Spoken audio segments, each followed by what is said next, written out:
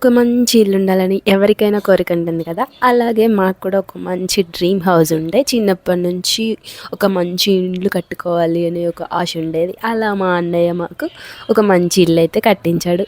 అది గుర్తుగా ఉండాలని నేను ఈ వీడియోలో రికార్డ్ చేశాను అనమాట.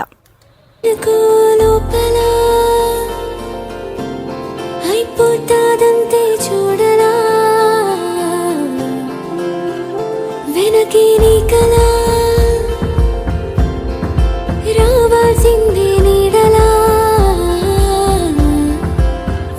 కొట్టే ఊరుమూలకి చేపట్టే చినుకులకి మారునొక్క వందాలుగా వందేళ్లలా సాగిపోవాలా. Thanks for watching. Please subscribe.